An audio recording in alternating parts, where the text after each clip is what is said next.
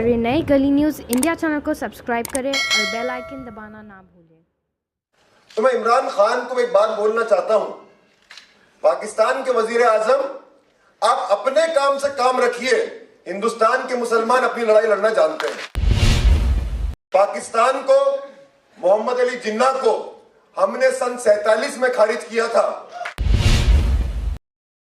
तो इंतजार है हमारे उम्र का।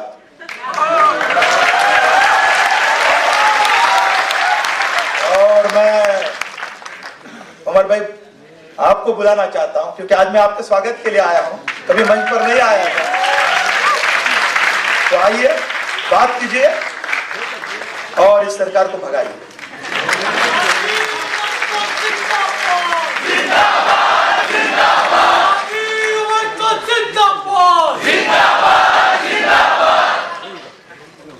आखिरी वक्त हूं, जितना कुछ बोलने की बातें थी सारी बातें बोल दी गई हैं।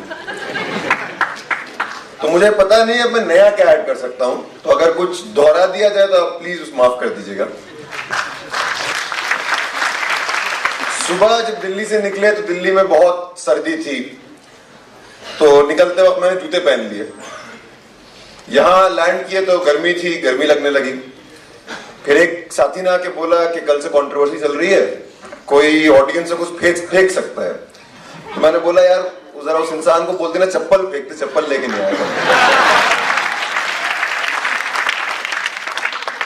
संभाजी महाराज, शाहू महाराज, छत्रपति शिवाजी महाराज, ज्योतिबा फुले, सावित्रीबाई फुले, फातिमा शेख, बाबा साहब भीमराव अंबेडकर, शहीद हेमंत करकरे, नरेंद्र दाभोलकर, गोविंद पंसारे, मंच पे बैठे तमाम लोग, कपिल पाटिल साहब और आप तमाम लोग, भाइयों बहनों, बुजुर्गों, बच्चों, नौजवानों, आप सब लोग इस जलसे में शामिल हैं। मैं आप सब लोगों को इनकलाबी सलाम करता हूं, क्रांतिकारी इस्तकबाल करता हूं। मैं अपनी बात की शुरुआत पाकिस्तान में जो गुरुद्वारे पे हमला हुआ ननकाना साहिब पे, उसको कठोर शब्दों में, उस कायराना हमले का सिखों के ऊपर, गुरुद्वारे के ऊपर,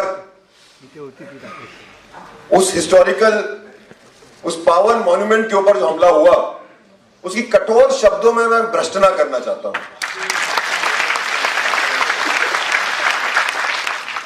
इस पूरे राज्य में, चाहे हिंदुस्तान हो चाहे पाकिस्तान हो, जिसको हम साउथ एशिया बोलते हैं, अगर एक समुदाय है which has been an example in compassion, in fraternity। मैं 2 दिन पहले पंजाब में था, सीएए के खिलाफ एक विरोध प्रदर्शन में। बड़ी तादाद में सिख समुदाय के लोग सामने आए थे और ये बात मैंने वहां भी बोली थी, उनका शुक्रिया अदा किया था कि अगर एक समुदाय है जिसने अन्याय के खिलाफ हमेशा आवाज उठाई, चाहे वो अन्याय रोहिंग्याओं के खिलाफ हो रहा हो, चाहे वो अन्याय हमारे कश्मीरी भाइयों बहनों के साथ हो रहा हो, तो वो समुदाय सिख समुदाय था। और आज पाकिस्तान के अंदर कुछ लोग जो अपने आप को मुसलमान बोलते हैं, मैं उनको मुसलमान नहीं मानता, मैं उनको इस्लाम के रिप्रेजेंटेटिव नहीं मानता। उन लोगों ने गुरुद्वारे पे हमला किया, मैं कड़ी शब्दों में इसकी निंदा करता हूं। पाकिस्तान के वजीर आजम इमरान खान, उनका ट्विटर हैंडल मैंने जाके देखा, तो ट्विटर हैंडल में हिंदुस्तान के मुसलमानों के साथ क्या हो रहा है, उसमें बौछार है ट्वीट्स की।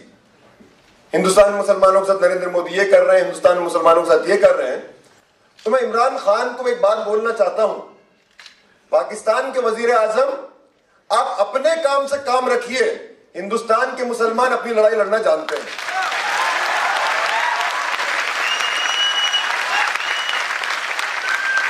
आप अपने काम से काम रखिए। पाकिस्तान को, मोहम्मद अली जिन्ना को हमने सन 47 में खारिज किया था।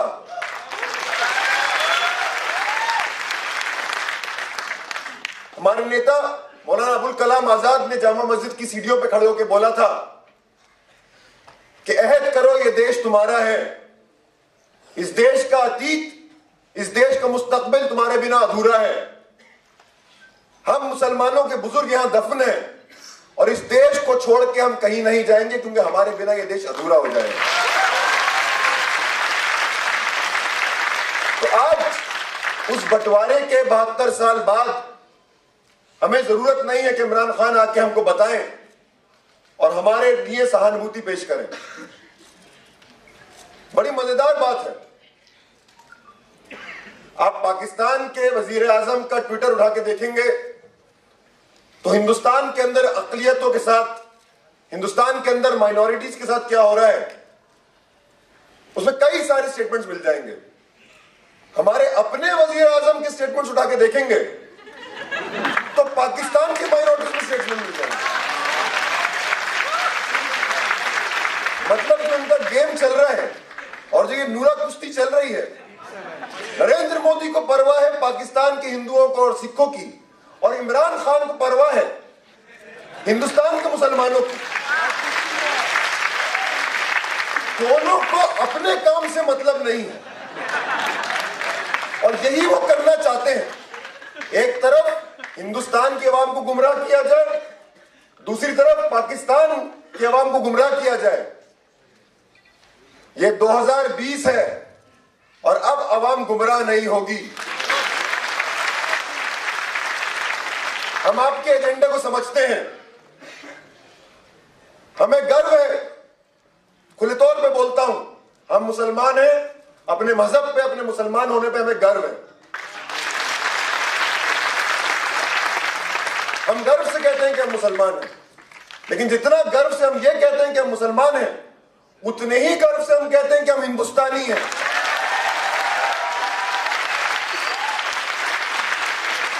हमें गर्व इस बात का है कि हम हिंदुस्तानी मुसलमान हैं। हमसे ना कोई हमारी मुसलमानियत और ना कोई हिंदुस्तानियत, कोई माई का लाल नहीं है जो छीन सकता हो।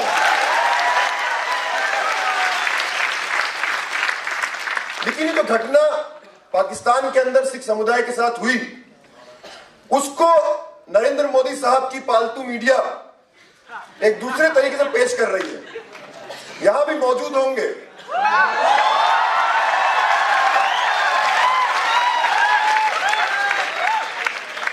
बहुत सारी हेडलाइंस मैं आपको देने वाला हूं, बस एक विनती है कि डॉक्टर मत कीजिएगा वीडियो।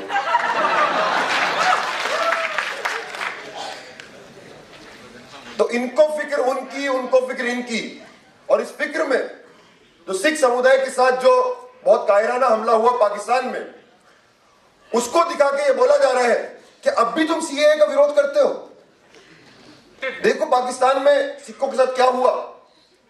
तो उनको जवाब देना चाहूंगा मैं, हाँ, हम सीएए का विरोध इसीलिए करते हैं कि हम नहीं चाहते कि हिंदुस्तान पाकिस्तान बने।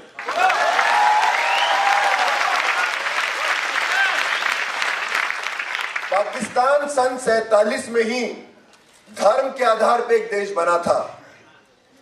अमित शाह बोलते हैं ना पार्लियामेंट में, जो 1990 में सनी देओल की पिक्चर आया करती थी देशभक्ति वाली, अभी वो सांसद बन गए, आई थिंक उनकी ट्रेनिंग कर रहे हैं कि कैसे परफॉर्म करना है संसद के अंदर। और कपिल पाटिल साहब, आप अमित शाह भी झूठ बोलने लगे, इतने बुरे दिन आ गए। तो बोला अगर देश का बंटवारा धर्म के आधार पे हुआ नहीं होता तो आज इसकी जरूरत नहीं पड़ती। तो अमित शाह साहब को याद दिलाना चाहेंगे, पाकिस्तान धर्म के आधार पे बना होगा, हिंदुस्तान धर्म के आधार पे नहीं बना था, हिंदुस्तान धर्मनिरपेक्षता के आधार पे बना था। हिंदुस्तान सबका देश है। और इतना जान लीजिए, जो सिखों के साथ अभी कुछ दिनों पहले पाकिस्तान में हुआ, उन सिखों को सीएए से कोई फायदा नहीं होने वाला है। सीएए सबसे बड़ा पाखंड है इस देश के साथ। उसमें कट ऑफ डेट है कि जितने हिंदू, सिख, ईसाई और जितने समुदायों का नाम है जो 2014 से पहले आए हैं, उनको नागरिकता मिलेगी। तो अब अगर किसी सिख, किसी हिंदू के साथ पाकिस्तान में प्रताड़ना होती है तो सीएए उन पर लागू ही नहीं करता।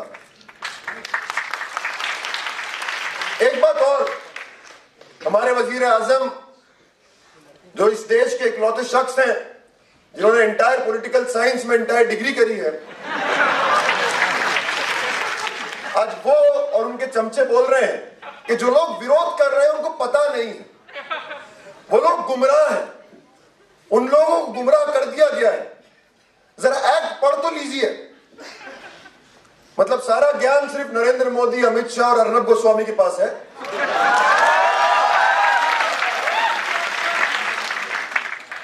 और हम सब लोग गुमराह हैं। मैंने एक्ट पढ़ा है, और मैंने एक्ट पढ़ा है, और मैं इसीलिए बोल रहा हूं कि इस देश के साथ या हमारे जो नेबरिंग कंट्रीज हैं, उस देश की अक़लियतों के साथ ये सबसे बड़ा पाखंड है। आप मीडिया में सुनते होंगे कि प्रताड़ित अल्पसंख्यकों के लिए लाया गया है यह कानून, परसिक्यूटेड माइनॉरिटीज के लिए लाया गया है यह कानून। उस एक्ट में एक जगह परसिक्यूटेड माइनॉरिटी शब्द का जिक्र भी नहीं हुआ है। आप सीए लाना चाहते हैं, लाइए, लिख दीजिए कि हिंदुस्तान की जितने भी नेबरिंग कंट्रीज हैं, उनकी जितनी परसिक्यूटेड माइनॉरिटीज हैं, उन सब लोगों को हिंदुस्तान शरण देगा, क्योंकि हिंदुस्तान के पास हमेशा वो हाई मॉरल ग्राउंड रहा है। कुछ चंद देशों में था जिनको 20वीं सदी में आजादी मिली और जो लोकतंत्र बने, जो थियोक्रेसी नहीं बने, तो हमारे पास हमेशा वो हाई मॉरल ग्राउंड रहा है। आप लिख दीजिए वो परसिक्यूटेड माइनॉरिटी शब्द जो आप मीडिया में बोलते हैं, उसको कानून में लिख दीजिए।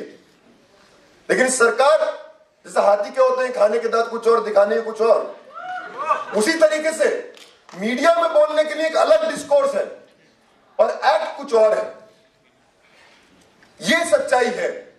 सीएए किसी को नागरिकता देने के लिए नहीं दिया गया है। सीएए नागरिकता छीनने के लिए दिया गया है, क्योंकि सीएए असलियत में उसको आप जब ही समझ सकते हैं जब आप उसको एनआरसी और एनपीआर से जोड़ के देखें। एनआरसी और एनपीआर पे थोड़ी देर में आते हैं, लेकिन अजीब अजीब चीजें हो रही हैं देश में। जैसे हमारे पिछले वक्ता भी बोल रहे थे, अजीब अजीब चीजें हो रही हैं। हिंदुस्तान के वजीर आजम को पाकिस्तान की माइनॉरिटीज की चिंता है, इमरान खान को हिंदुस्तान की माइनॉरिटीज की चिंता है। सरकार कानून लेकर आई। हिंदुस्तान के मेरे हिसाब से दुनिया की तारीख में पहली बार ऐसा हो रहा है कि जो चीज ऑलरेडी हो गई उसके खिलाफ विरोध प्रदर्शन हो रहा है, उसके पक्ष में। जो लोग सीएए के फेवर में रैलियां निकाल रहे हैं, मैं उनसे पूछना चाहता हूं कि डिमांड क्या है। जब रैली निकलती है, आंदोलन होता है, उसका कुछ डिमांड होता है कि हम सरकार को झुका देंगे, सरकार को गिरा देंगे। तो सरकार तो वही बोल रही है जो आप बोल रहे हैं। ये आंदोलन नहीं कर रहे, ये विरोध नहीं कर रहे, इनकी कोशिश है कि हिंसा हो जाए। जो लोग विरोध कर रहे हैं उनसे झड़प हो जाए। इन दो जो एहतजाज हैं, उसको तो मैं एहतजाज भी नहीं बोलूंगा, जो भी है, ये दो तरफ के लोग सड़कों पे आ रहे हैं।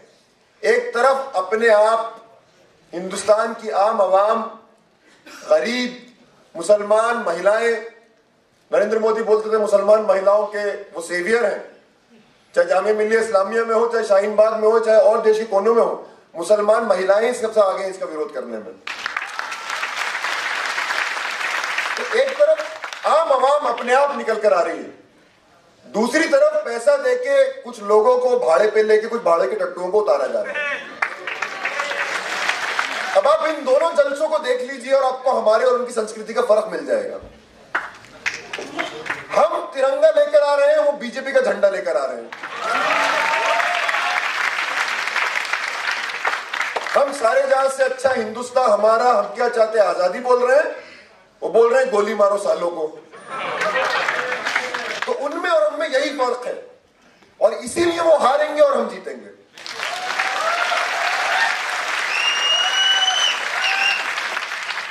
लेकिन अजीब अजीब चीजें हो रही हैं। मोटा भाई एक प्रोग्राम में गए, प्रोग्राम में बहुत कुछ बोले, 1 इंच पीछे नहीं हटेंगे। फिर एक टोल फ्री है नंबर जारी किया कि ये नंबर है, इस पर कॉल कीजिए अगर आप सीएए का विरोध करते हैं। रात तक उनका आईटी सेल बोल रहे हैं नेटफ्लिक्स फ्री में चाहिए कीजिए, किसी लड़की से दोस्ती करनी है तो कॉल कीजिए, फ्री सेक्स करना है तो कॉल कीजिए। हमें तो लगा कि हमारे मोटा भाई बहुत संस्कारी आदमी है,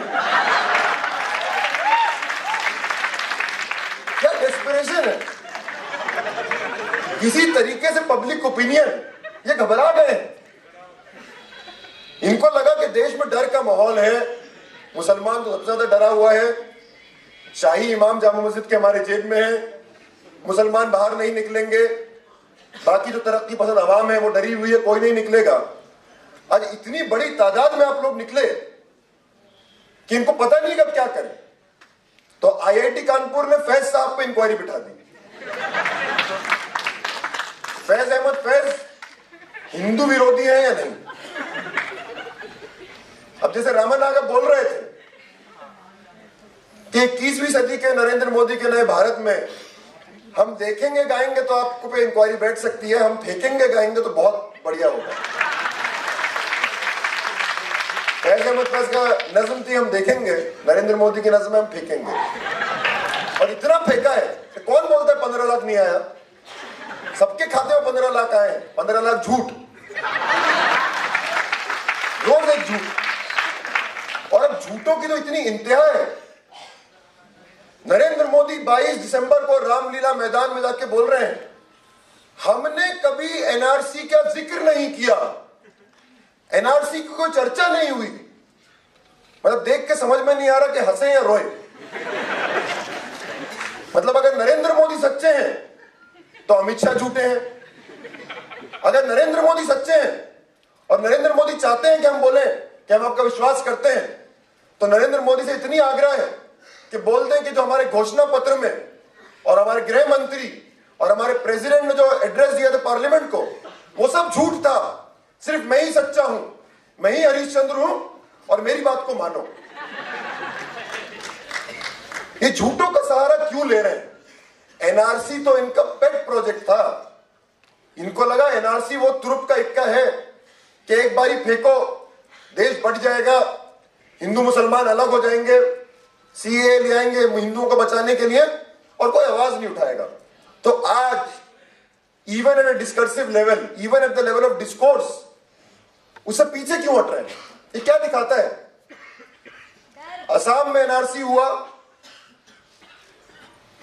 19 लाख लोग स्टेटलेस हो गए, लेकिन असम का जो एनआरसी हुआ और असम के एनआरसी को लेकर अमित शाह साहब 1 साल से बयान दे रहे थे कि असम के अंदर 50 लाख घुसपैठी घुस गए हैं, दीमक की तरह देश को खा रहे हैं, हम एनआरसी करके उनको देश से बाहर निकाल देंगे। तो उनकी कोशिश थी 50 लाख मुसलमान होंगे।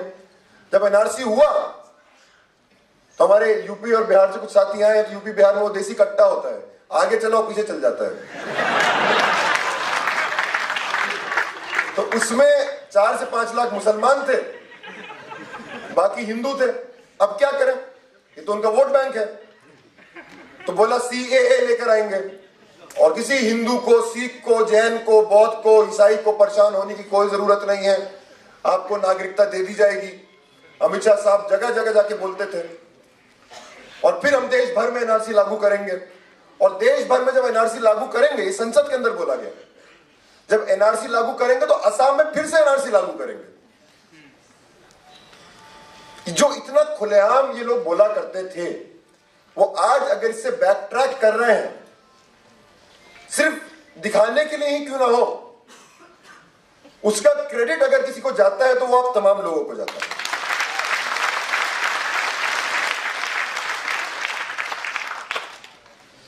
मुसलमानों को डरने की बिल्कुल जरूरत नहीं है। अमित शाह साहब बोल रहे थे मुसलमान क्यों डरेंगे भाई?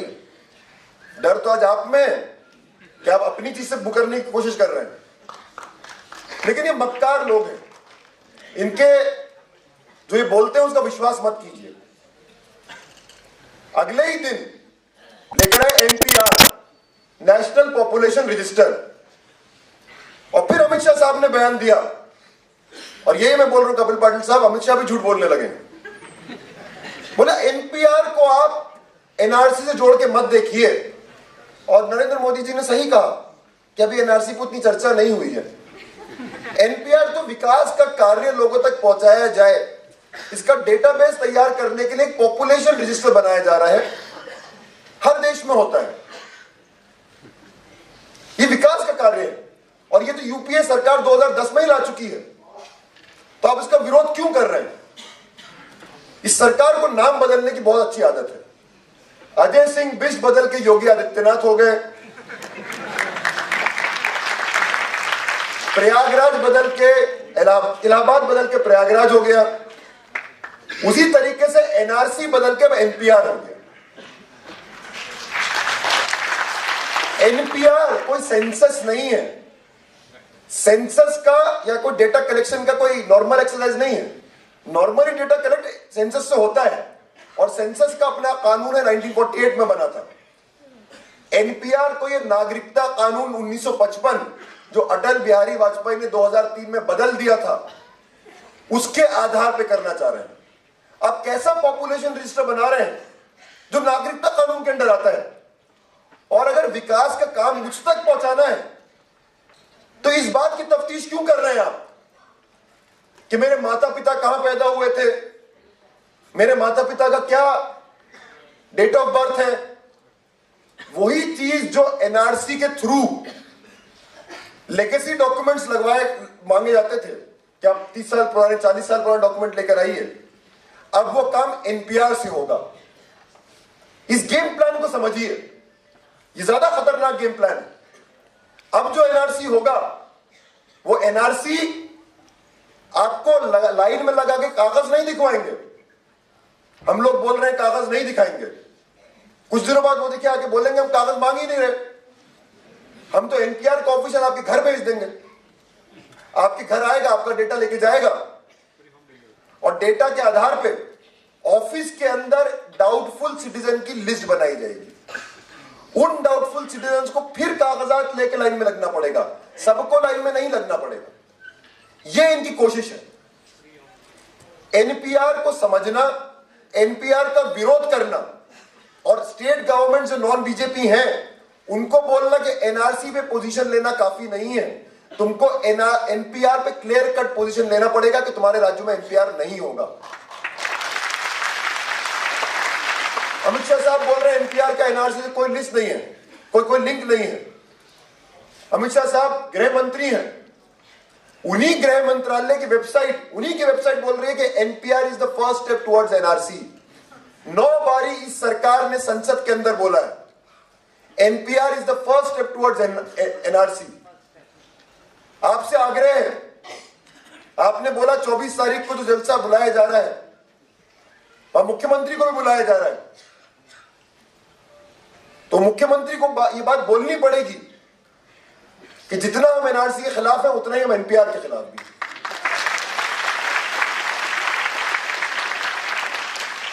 कल से कंट्रोवर्सी और चल रही थी कि क्या आदित्य ठाकरे उमर खालिद के साथ स्टेज शेयर करेंगे। तो मैं इतना बता दूं कि अगर आज मैं यहां हूं तो मैं इसीलिए हूं कि आदित्य ठाकरे नहीं है, तो अगर वो यहां होते तो मैं भी स्टेज शेयर नहीं करता। अभी तक एनपीआर पे उनका पोजीशन क्लियर नहीं है।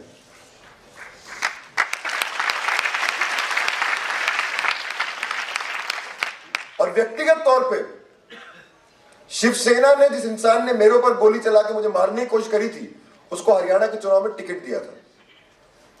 तो ऐसा नहीं कि हमने पिटीशन डाला था कि आप आइए हमारे साथ मंच पे, हम अपनी लड़ाई खुद लड़ सकते हैं।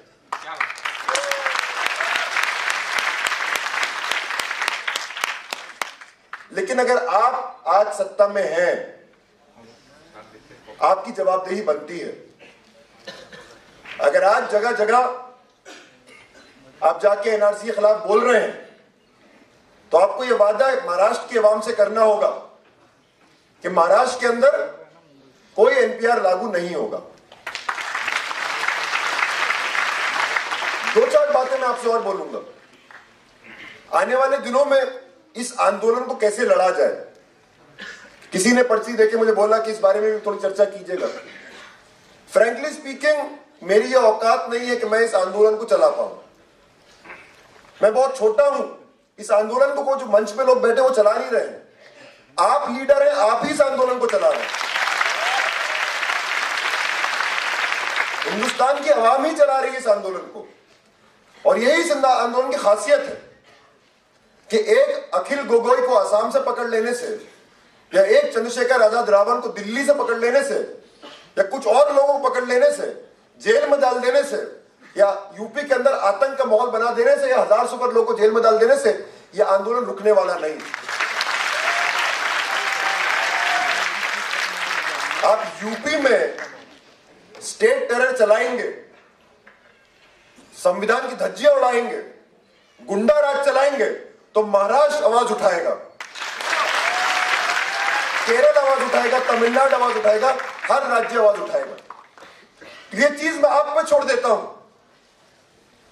कि आप इस आंदोलन को कैसे चलाएं।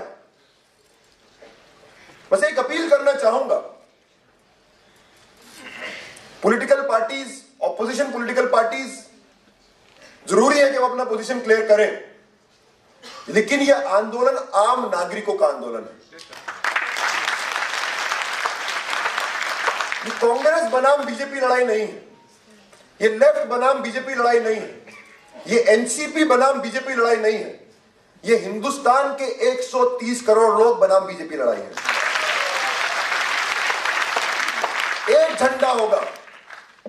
हम तमाम लोग अलग अलग पार्टियों से आते हैं, अलग अलग संगठनों से आते हैं, लेकिन एक अपील है, कुछ दिनों के लिए अपने पार्टी के झंडों को भूल जाइए। पार्टी का झंडा सिर्फ बीजेपी लेकर आएगा, हम सिर्फ तिरंगा लेकर आएंगे। इस तिरंगे को बचाने की लड़ाई है। हमारे देश के जो टुकड़े टुकड़े कर रहे हैं नरेंद्र मोदी और अमित शाह, वो टुकड़े टुकड़े ना हो, इसलिए आज हमको सड़क पर आना पड़ेगा।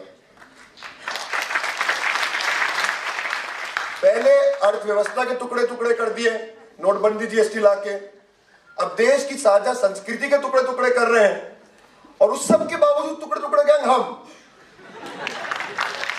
मतलब आज तक 4 साल हो गए जो कुछ जेएनयू में हुआ था, आज तक ये मुकदमा शुरू नहीं कर पाए हैं। लोग पूछते हैं आपके केस में क्या हुआ, एक हेयरिंग नहीं हो पाई है, मुकदमा अभी शुरू नहीं हुआ है, और घूम घूम किसको प्रचार को फैलाया गया है। अभी अमित शाह दिल्ली के अंदर एक सभा को एड्रेस किया और बोला दिल्ली के अंदर एक टुकड़े टुकड़े गैंग रहता है, उसको सबक आ गया है। तो अमित शाह साहब, खुला चैलेंज दे रहा हूं मैं आपको, सीना चौड़ा करके दे रहा हूं, शुरू करिए मुकदमा, लाइए मुकदमा अदालत के अंदर।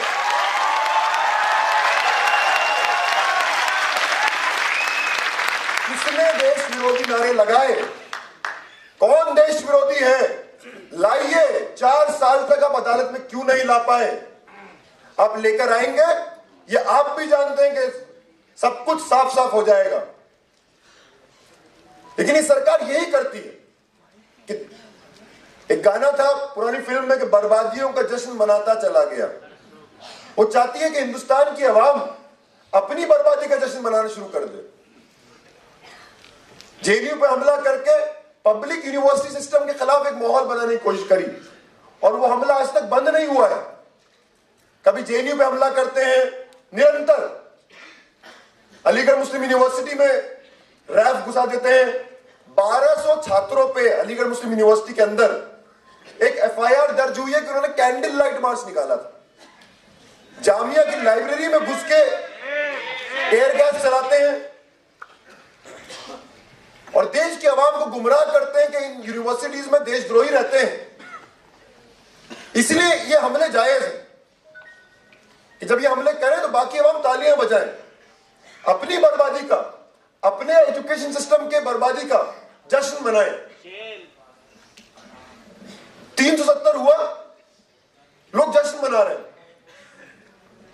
एक दोस्त जो आइडियोलॉजी उस तरफ है, फोन करके बोल रहा है कि देखिए उमर भाई बहुत अच्छा काम हुआ, अब हम लोग कश्मीर में जाके घर खरीद सकते हैं, जमीन खरीद सकते हैं, अब तो डल लेक पे ही मैं जमीन खरीदूंगा।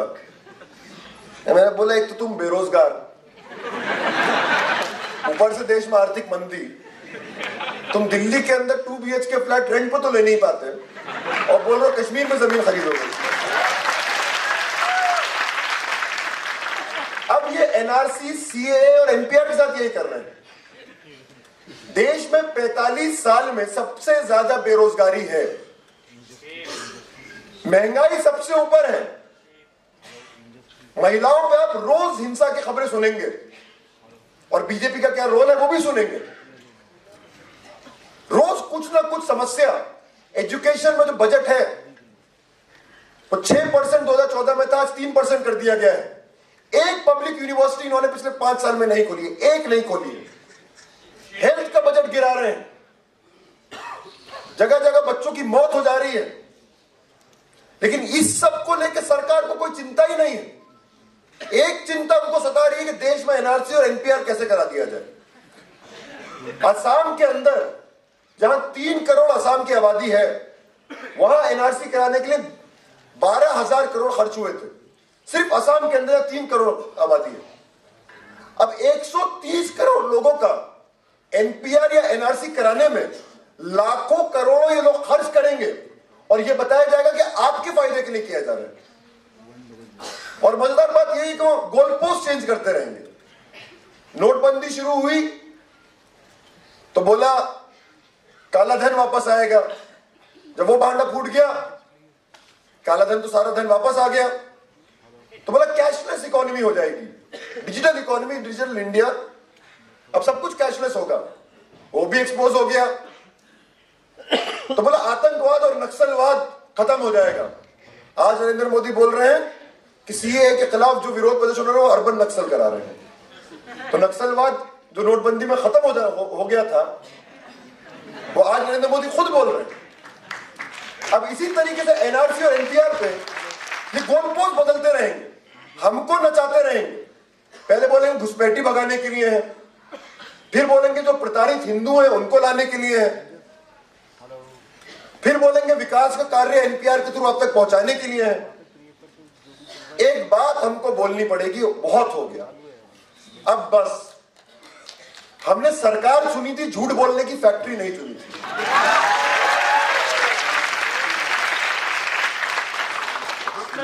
और अब ये झूठ हम बर्दाश्त नहीं करेंगे।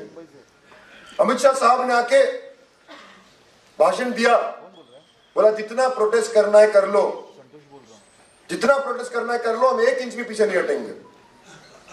बहुत बहुत शुक्रिया अमित शाह साहब। हम तो पहले ही बोलते थे आप लोकतांत्रिक नहीं है, आज इस बार आपने खुद बोल दिया। हम तो पहले ही बोलते थे कि आपकी सरकार एक फाशिस्ट सरकार है, इसको मतलब ही नहीं है जनता क्या बोल रही है, इनको कोई मतलब नहीं। 20 लोग मर गए यूपी के अंदर, 5 लोग मर गए असम के अंदर। नरेंद्र मोदी के भाषण में आपने एक शब्द संवेदना का सुना उनके परिवार वालों के लिए? अमेरिका में जाके डोनाल्ड ट्रंप के साथ गले मिलके बोलना बहुत आसान है कि भारत में सब चंगा सी, हिम्मत है तो जाओ उन परिवार वालों के पास, जाओ उस बिहार के युवक जिसको पकड़ के जिसकी हत्या कर दी, आमिर, नौजवान तिरंगे के साथ जा रहा था। हिम्मत है तो नरेंद्र मोदी उन परिवार वालों के पास जाओ और आंख में आंख डाल के बोलो, और बोलो सब चंगा सी। हिंदुस्तान की आवाम जान गई है सब चंगा सी नहीं है साहिब, तुम्हारी सरकार नंगा सी है।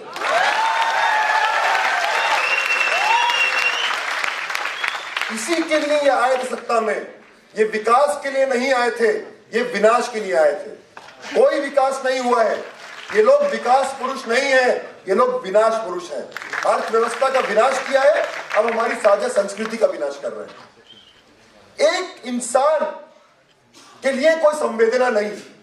शाहीन बाग में 80 साल की महिलाएं इस सर्दी में, जहां टेम्परेचर 1 डिग्री तक दिल्ली में गिर गया है, वो बैठी हैं। एक सरकार का कोई नुमाइंदा पलट के नहीं आया कि बात ही कर ले एक बारी। अलीगढ़ मुस्लिम यूनिवर्सिटी में किस तरीके से मारा गया, एक सरकार की तरफ से शब्द नहीं आया कि जो हुआ वो गलत हुआ। उत्तर प्रदेश में एक मंत्री बिजनौर में गए एक हिंदू परिवार से मिलने जो इंजर्ड हो गया था, उनसे बोला कि वो 2 मुसलमान भी यहां मरे हैं, उनके परिवार से मिलकर आ जाइए। तो बोला दंगाइयों से मैं नहीं मिलता हूं, उपद्रवियों से मैं नहीं मिलता हूं, खुलेआम बोला। ये इनकी सच्चाई है। इनको मतलब नहीं है कि हम क्या कर रहे हैं, हम क्या सोच रहे हैं। लेकिन अमित शाह साहब, एक बात जाते जाते बोलना चाहूंगा। ऐसा ही कुछ हिंदुस्तान के अंदर अंग्रेज भी समझते थे।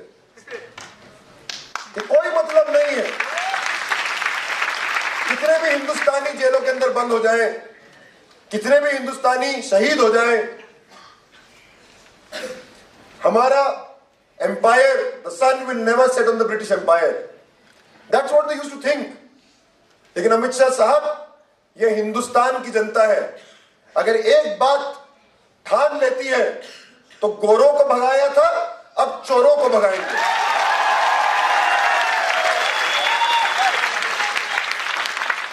पहले एनआरसी वापस होगा, फिर सीएए वापस होगा, फिर एनपीआर वापस होगा, जितने साथी गिरफ्तार हैं फिर वो छूटेंगे, और फिर ये सरकार को हर राज्य में हम हराएंगे। इस क्रोनोलॉजी को आप लोग भी समझ लीजिए। एक आखिरी अपील के साथ, अमित शाह साहब ने ये बोला कि देखिए सिर्फ बीजेपी राज्यों में हिंसा हो रही है, ये एक प्लान है। प्लान तो है, लेकिन ये बीजेपी का प्लान है। ये बीजेपी का प्लान है कि इसको हिंसक बना दिया जाए। ये बोल रहे हैं कि पथराव हो रहा है, प्रोटेस्टर आके पत्थर मारते हैं, तो पुलिस क्या करेगी? बंगाल के अंदर 4 बीजेपी के कार्यकर्ता गिरफ्तार हुए। वो 4 बीजेपी के कार्यकर्ता टोपी लगा के पथराव कर रहे थे। बंगाल में बीजेपी की पुलिस नहीं है, या बीजेपी के अंडर पुलिस नहीं है, तो वो गिरफ्तार हो गए, पूरा गेम प्लान एक्सपोज हो गया। लेकिन किसी और राज्य में, यूपी के अंदर अगर ऐसे कोई घटना होती तो उसका बहाना लेके मीडिया में माहौल बनाया जाता और वहां मुसलमानों पर हमला किया जाता। ये इनका गेम प्लान है, और अगर ये गेम प्लान है तो इस गेम प्लान को सक्सीड हम नहीं होने देंगे, ये हमारी जिम्मेदारी है। इस लड़ाई में जो गांधी जी ने हमें 2 हथियार दिए थे, अहिंसा और सत्याग्रह, सिर्फ इन 2 हथियार का प्रयोग करना है। अगर हमारे बीच से कोई हिंसा भड़काए तो उसको आइसोलेट कर देना है। हिंसा का प्रयोग वो करते हैं जो जानते हैं कि वो सच के खिलाफ है, जो सच के साथ है, सच को हिंसा की जरूरत नहीं है। आपको जो करना है करिए, आप लाठी चलाइए, हम तिरंगा उठाएंगे, आप गोली मारिए, हम संविधान लेके अपना नारा बुलंद करेंगे, आप जेल में डालिए, हम सारे जहां से अच्छा हिंदुस्तान हमारा गाते गाते जेल चले जाएंगे। कितनों को जेल में डालेंगे, कितनों को गोलियां चलाएंगे, कितनी लाठियां बरसाएंगे, लाजिम है कि हम भी देखेंगे। बहुत बहुत शुक्रिया।